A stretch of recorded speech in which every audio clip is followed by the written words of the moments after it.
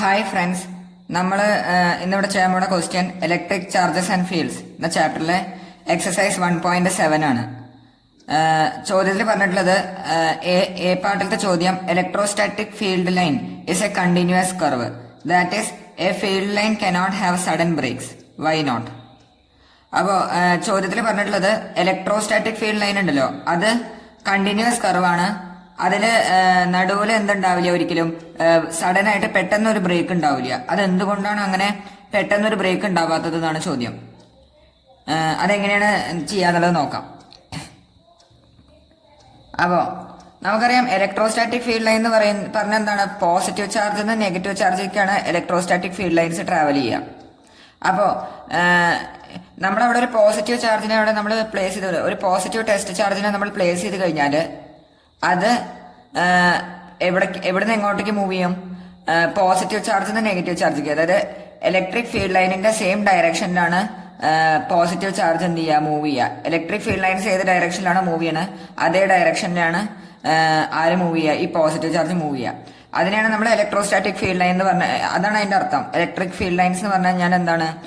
Electric field lines are imaginary lines drawn on space charge when a positive test charge is placed so that it will move along the electric field lines. Electric field line ഏത് ഡയറക്ഷനിലാണോ ഉള്ളത് അതേ ഡയറക്ഷനിലാണ് positive test charge move ചെയ്യുക. ആ വരെയണ imaginary ലൈനിനെയാണ് electric field lines എന്ന് നമ്മൾ പറയാം. So electric field ലൈനിന് sudden breaks ഇല്ല എന്നാണ് പറയുന്നത്. അങ്ങനെ ഇനി നമ്മൾ ഇവിടെ പ്രിൻസിപ്പിൾ ഓഫ് കോൺട്രഡിക്ഷൻ അപ്ലൈ ചെയ്ത് കഴിഞ്ഞാൽ, അതായത് ഇപ്പൊ പെട്ടെന്ന് സഡൻ ബ്രേക്ക് ഉണ്ടാവാനാണെന്ന് വിചാരിക്കുക. അങ്ങനെ സഡൻ ബ്രേക്ക് ഉണ്ടായി കഴിഞ്ഞാൽ എന്താ സംഭവിക്കുക? ഇപ്പോ ഇതൊരു ഇലക്ട്രിക് ഫീൽഡ് ലൈനാണ് വിചാരിക്കുക. ഇവിടെ പെട്ടെന്നൊരു സഡൻ ബ്രേക്ക് ഉണ്ടായി. സഡൻ ബ്രേക്ക് ഉണ്ടായി കഴിഞ്ഞാൽ നമ്മുടെ പോസിറ്റീവ് ചാർജ് ഇങ്ങനെ മൂവ് ചെയ്ത് വരികയാണ്. മൂവ് ചെയ്ത് വരുന്ന സമയത്ത് പെട്ടെന്ന് അങ്ങോട്ട് ഇലക്ട്രിക് ഫീൽഡ് ലൈൻ അങ്ങോട്ട് എന്തായി, ഇല്ലാതായി. സോ അങ്ങനെ പെട്ടെന്ന് ഇതായി കഴിഞ്ഞ് കഴിഞ്ഞാല് എപ്പോഴും ഒരു ചാർജിന്റെ മൂവ്മെന്റ് എന്ന് പറയുന്നത് ഒരു കണ്ടിന്യൂസ് പ്രോസസ് ആയിരിക്കും. The movement of positive charge is a continuous process. അല്ലെ, ഒരു കണ്ടിന്യൂസ് പ്രോസസ് ആണ്. So when the field line suddenly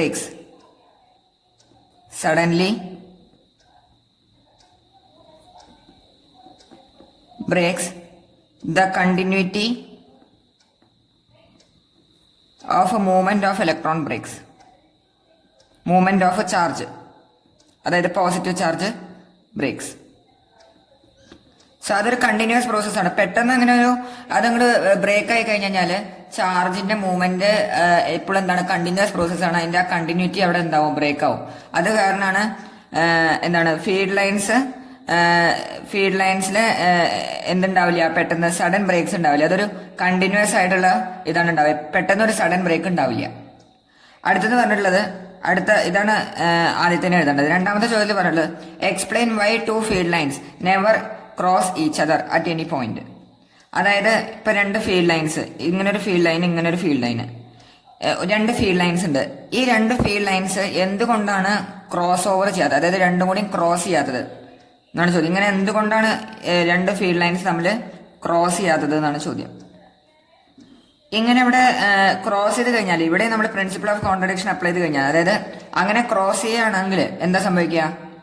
നമുക്കറിയാം ഒരു പോയിന്റില് ഇലക്ട്രിക് ഫീൽഡിന്റെ ഡയറക്ഷന് എങ്ങനെ ഉണ്ടാവുക? ഒരു ഇലക്ട്രിക് ഫീൽഡ് ലൈനിന്റെ ഏതെങ്കിലും ഒരു പോയിന്റില് ഇലക്ട്രിക് ഫീൽഡ് എപ്പോഴും ആ പോയിന്റിന് ടാൻജൻഷ്യൽ ആയിരിക്കും.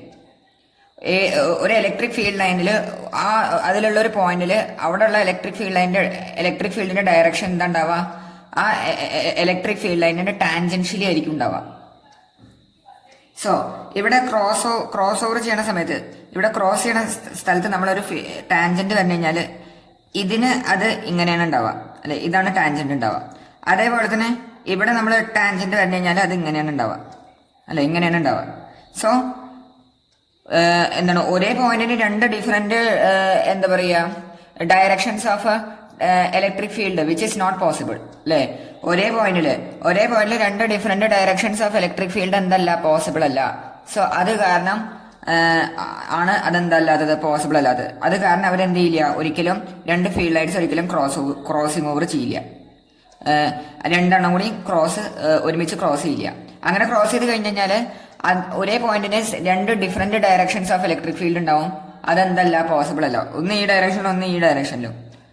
ഒരു പോയിന്റിന് ഒരേ ഒരു ഡയറക്ഷൻ ഓഫ് ഇലക്ട്രിക് ഫീൽഡ് മാത്രമാണ് ഉണ്ടാവുള്ളൂ. സോ അതാണ് എഴുതേണ്ടത്. If they cross each other, there will be two directions of electric field which is impossible. എല്ലാവർക്കും ഈ രണ്ട് ചോദ്യങ്ങൾ മനസ്സിലായി എന്ന് വിചാരിക്കണം. എന്തെങ്കിലും സംശയം ഉണ്ടെങ്കിൽ നിങ്ങൾക്ക് കമന്റ് ബോക്സിൽ അറിയിക്കാവുന്നതാണ്. സംശയങ്ങളൊന്നും ഇല്ലെങ്കിൽ സബ്സ്ക്രൈബ് ചെയ്യുക, ലൈക്ക് ചെയ്യുക. Thank you.